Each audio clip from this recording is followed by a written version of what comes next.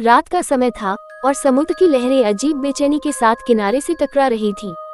आसमान में आधा चांद था, जिसकी फीकी रोशनी में दूर एक प्राचीन मंदिर दिखाई दे रहा था, धीरे धीरे पानी में डूबता हुआ। हवा में नमक के साथ एक अनजाना डर घुला हुआ था। गांव वालों की माने तो यह मंदिर सिर्फ पत्थरों का ढांचा नहीं, बल्कि आत्माओं का घर है। कहते हैं, जो भी इसे रात में देखने की हिम्मत करता है, वह कुछ ऐसा देख लेता है जो उसकी जिंदगी हमेशा के लिए बदल देता है। और कुछ लोग कभी लौटकर नहीं आते। कही अनकही बातें, हिंदी हॉरर स्टोरी। रात के सन्नाटे में समुद्र की लहरें जैसे किसी अनजाने रहस्य को अपने भीतर समेटे हुई थी। दूर क्षितिज पर चांद की फीकी रोशनी के बीच एक मंदिर धीरे धीरे पानी में डूब रहा था, मानो कोई अदृश्य शक्ति उसे अपने साथ खींच रही हो।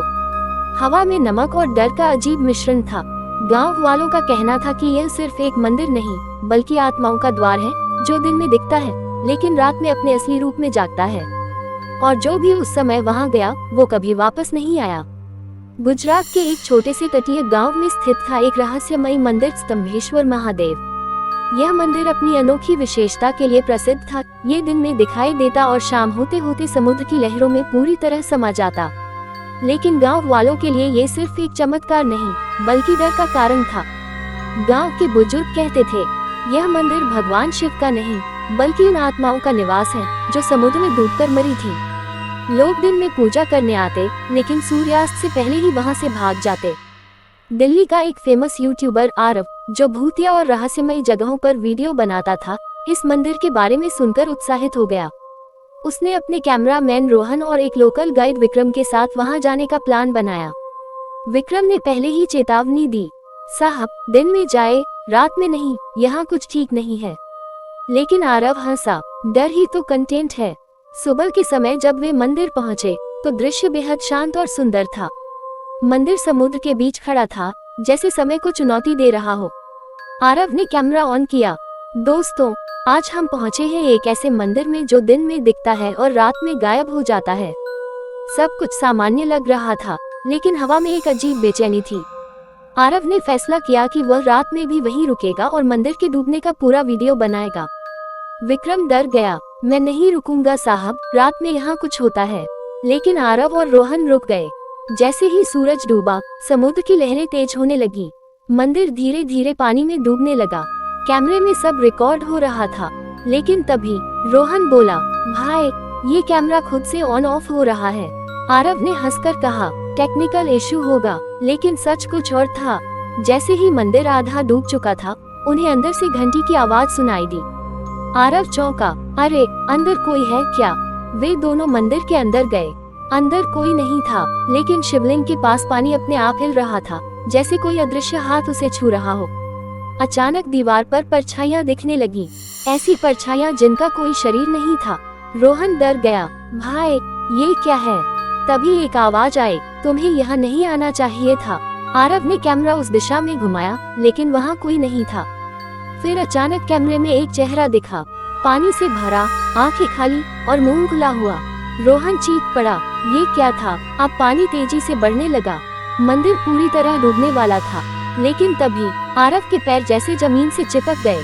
उसे महसूस हुआ कि कोई उसे नीचे खींच रहा है। पानी के अंदर से एक हाथ निकला, सड़ा हुआ, काला और ठंडा। उसने आरव का पैर पकड़ लिया।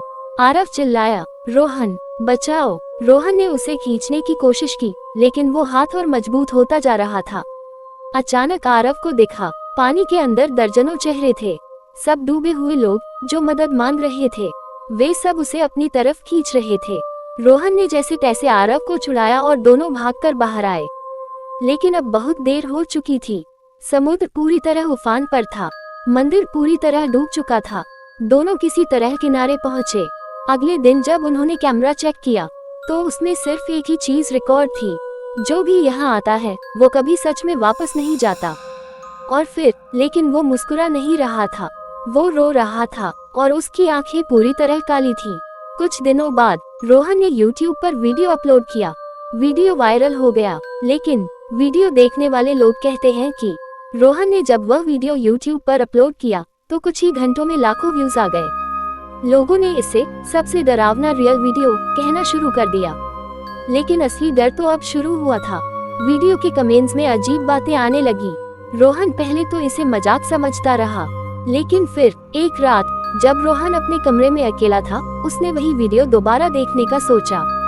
जैसे ही वीडियो खत्म हुआ, कमरे में अचानक ठंड बढ़ गई। और फिर तुम हमें क्यों छोड़कर आ गए? रोहन का खून जम गया। अगले दिन जब रोहन ने आरव से मिलने की कोशिश की तो उसने कुछ अजीब देखा। आरव पहले जैसा नहीं रहा था। उसकी आंखों के नीचे काले घेरे थे, चेहरा पीला और आवाज बेहद धीमी। रोहन ने पूछा, तू ठीक है ना? आरव बस मुस्कुराया, लेकिन उसकी मुस्कान में डर छिपा था। फिर उसने कहा। रोहन घबरा गया। कौन? आरव ने धीरे से जवाब दिया, वो जो मंदिर में डूबे थे। उसने बताया कि हर रात उसे सपने आते हैं, जहां वह फिर से उसी मंदिर में होता है, लेकिन इस बार मंदिर पूरी तरह पानी के अंदर होता है और उसके चारों ओर सैकड़ों आत्माएं खड़ी होती हैं, जो उसे घूर रही होती हैं। एक रात आरव ने रोहन को कॉल किया। उसकी आवाज कांप रही थी। रोहन चौंक गया। क्या पागल हो गया है क्या? आरव बोला। उसी रात रोहन के कमरे में अचानक चीजें अपने आप हिलने लगी और फिर दीवार पर पानी जैसा कुछ बहने लगा और उसमें एक चेहरा उभरा। अब दोनों समझ चुके थे, ये सिर्फ एक वीडियो नहीं था, यह एक बुलावा था। डर के बावजूद उन्होंने वापस उसी मंदिर जाने का फैसला किया। इस बार माहौल और भी डरावना था। गांव पूरी तरह खाली लग रहा था। विक्रम कहीं दिखाई नहीं दिया। हवा में अजीब सी सन्नाटा था। जैसे ही वे मंदिर के पास पहुंचे, उन्हें कुछ अलग महसूस हुआ। इस बार मंदिर पहले से ही आधा डूबा हुआ था और लहरें शांत थीं, मानो समुद्र खुद इंतजार कर रहा हो। वे मंदिर के अंदर गए और जो उन्होंने देखा उसने उनकी रूह कांप दी। जो ऊपर आने की कोशिश कर रहे थे, अचानक पूरा मंदिर कांपने लगा और पानी से एक एक करके आत्माएं बाहर आने लगी। उनकी आंखें खाली, चेहरे सड़े हुए और आवाज एक साथ, हमें मुक्त करो। आरव को अचानक याद आया, गांव वालों ने कहा था। आरव समझ गया, उन्हें मुक्त करना होगा, लेकिन आत्माओं ने एक शर्त रखी। रोहन डर गया। नहीं, ये नहीं हो सकता। लेकिन आरव शांत था। उसने रोहन की तरफ देखा और कहा, शायद यही मेरा अंत है। आरव धीरे धीरे पानी में उतर गया। आत्माएं उसे घेरने लगी और फिर वो गायब हो गया। अचानक समुद्र शांत हो गया। सारी आत्माएं गायब हो गईं। मंदिर फिर से खाली हो गया। आरव के गायब होने के बाद रोहन किसी तरह अपने शहर वापस आ गया, लेकिन वह अब पहले जैसा इंसान नहीं रहा था। उसकी आंखें उंगली से दाहिनी और इशारा पूरी तरह काली हो चुकी थी और सबसे डरावनी बात, उसे हर समय अपने पीछे किसी के होने का एहसास होता था।